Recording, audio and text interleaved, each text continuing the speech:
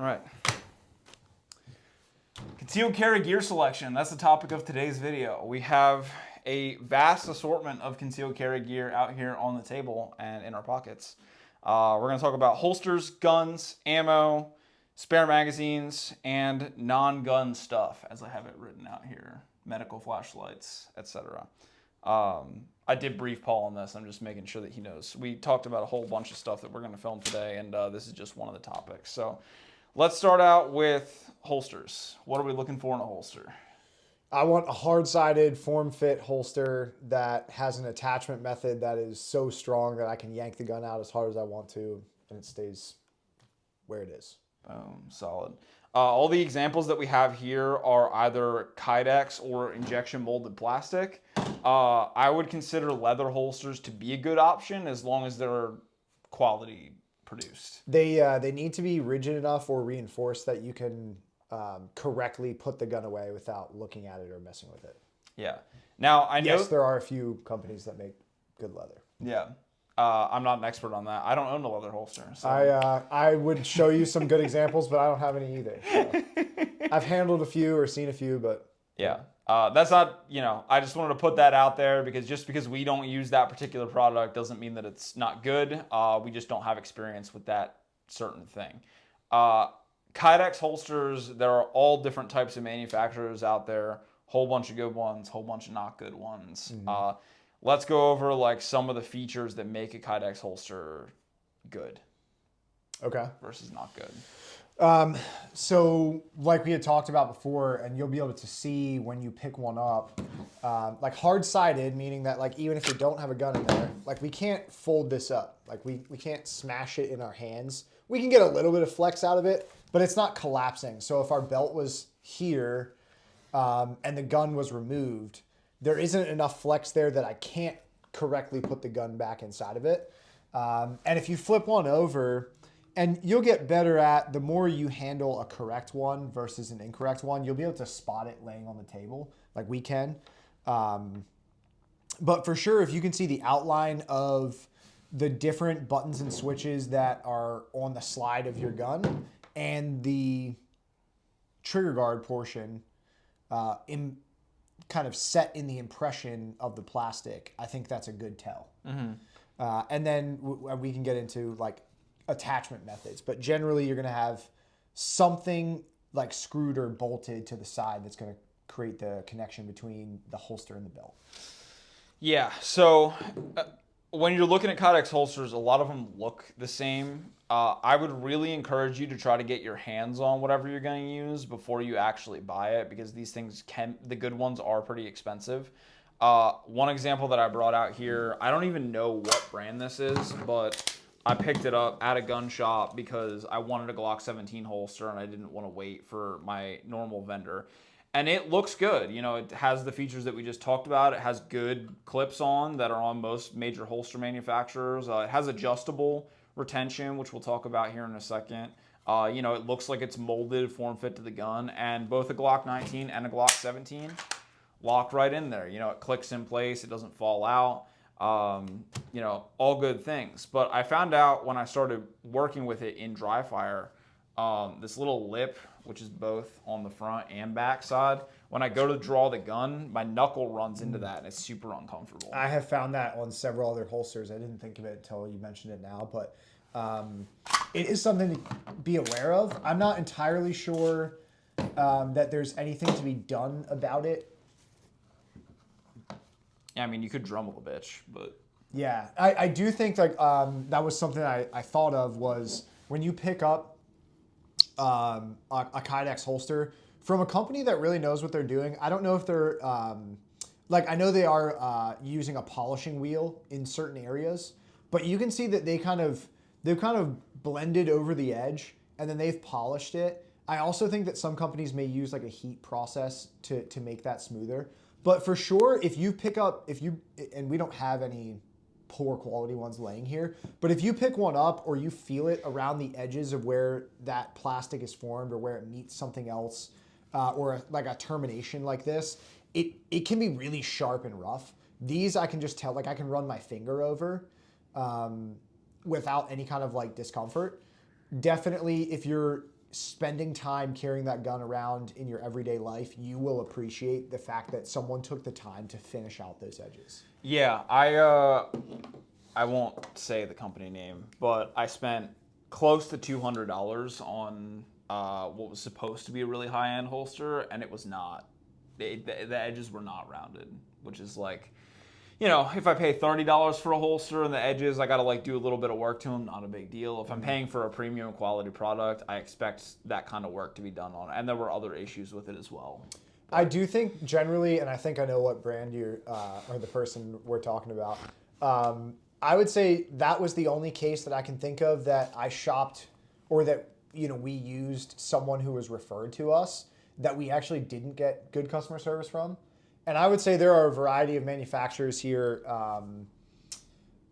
that I have interacted with, not that they've paid me or that we have any kind of sponsorship or like other relationship other than I've bought things from them, been happy and continued to take them business.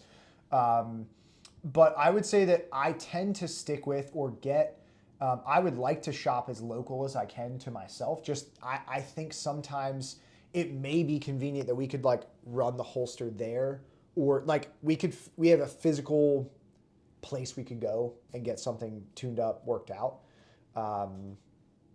That's not true of all these manufacturers, but I can say that at least the holster manufacturers that I've interacted with, I've had great service. Yeah. Other than the one that you're referring to. So. Yeah, good brands. If they make a gun for your holster, that you should check out. Vetter was my first holster. Okay. It was pretty cheap. Didn't end up loving the clip that they had it on it at the time, but I don't know how they're making them now. But it was a pretty cheap option. They have holsters for most guns. Yeah, like they have a lot of different options out wide there. selection and availability. I would say, for sure, I think the most represented on the table is Filster holsters.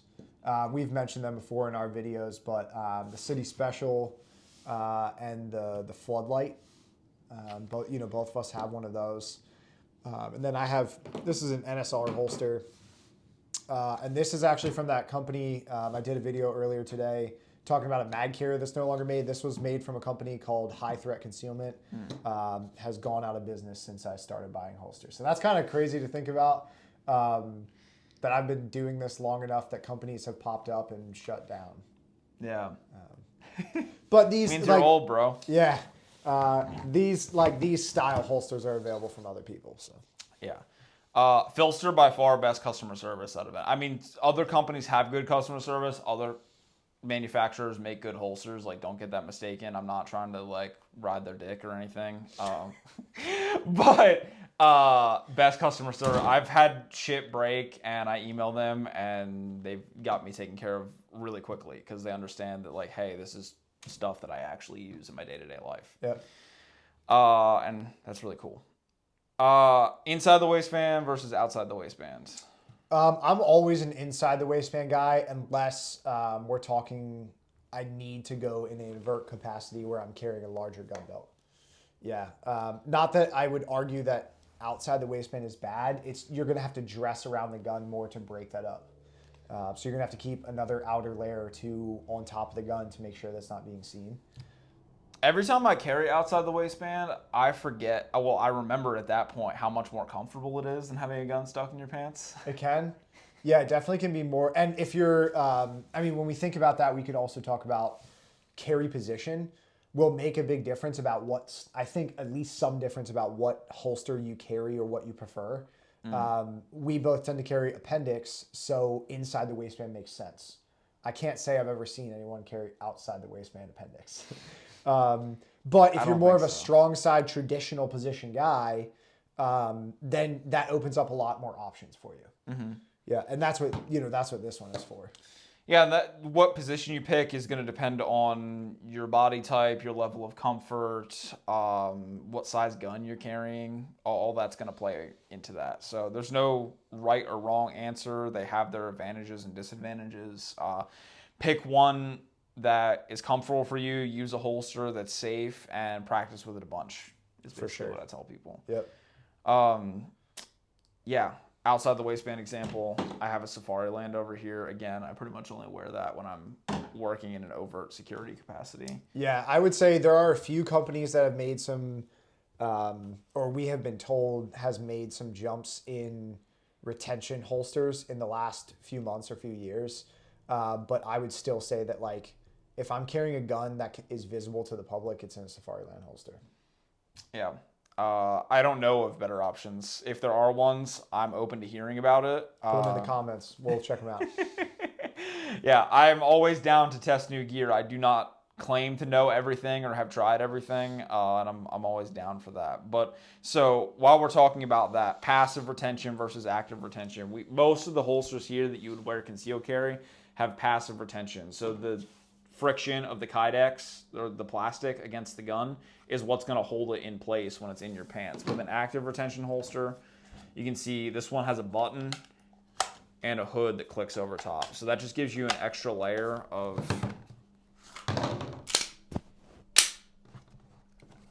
Just shove this guy in here real quick. Gives you an extra layer of, even when the hood's not in, you can't pull that out of there unless the button is pressed, okay? So that's necessary, in my opinion, if you're going to carry a gun exposed. There's a whole bunch of reasons to not do that. But, yeah, do that if you're carrying outside the waistband.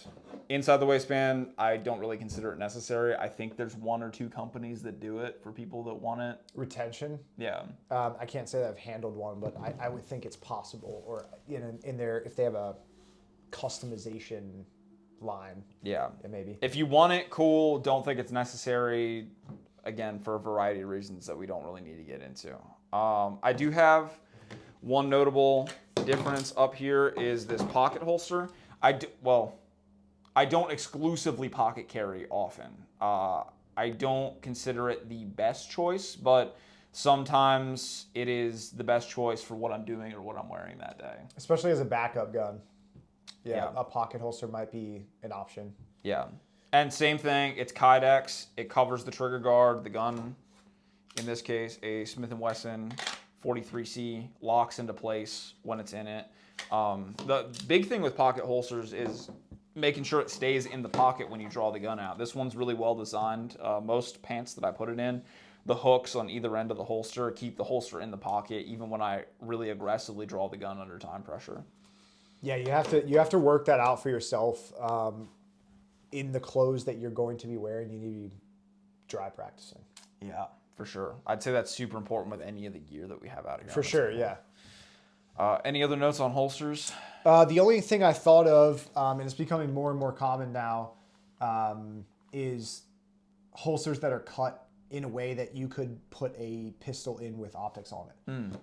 We had talked about, and we've joked about, just SHOT Show just happened, and there is now a company building a mount for a J-frame that you can put a red dot like an RMR on it. We'll see if that ever becomes reality for us. He's trying to sell me on it pretty hard over here. I want him to buy it so I can shoot it. I didn't realize it when I started buying Filster holsters. He was a big early adopter of having the holster relief cut for red dot optics, where you can see, if we put this all the way in, they do make Smith & Wesson shields. That's what this blue gun is, with an optic on. Here, that wouldn't be possible. It sits so far down in that you wouldn't be able to do that with a red dot sight. But here we can see like relief cut in that if there was a slide mounted optic here, there would be room for it. So there's where that RMR will go when Brian finally buys one. Another comparison here, like that probably wouldn't be enough space. But some holster companies they'll charge you extra for making those relief cuts. Is that necessary? It depends. I like the opportunity to have that or to interchange an optic mounted gun. I'd say that's a pretty standard feature these days. Most decent holster manufacturers, they're just cut for an optic. Yeah, I would say the Filster ones that we've dealt with recently are all, whether you carry an optics gun or not, they're all set up that way. Yeah, I still have seen companies that charge you extra to make an optics cut. I think that's kind of ridiculous, but yeah, as far as I'm aware, Tenicor, T-Rex arms are all optics cut. I don't have any T-Rex holsters anymore, but from my understanding, that's... I would think most companies, if they're keeping up with technology, they're making all or most of their models available with optics kits. Everyone's using a red dot except for me. So Me too. Yeah, I have. We both have one optics pistol, and don't regularly carry it. Not that we would tell you that red dots are a bad thing or you shouldn't be carrying them that way. They definitely open up They open up some advantages, and they also open up the opportunity for more things to go wrong or things that you need to constantly tune. yeah. Special tools you need to keep around or something like that. So with that, let's get into talking about the guns themselves. Let's start with talking about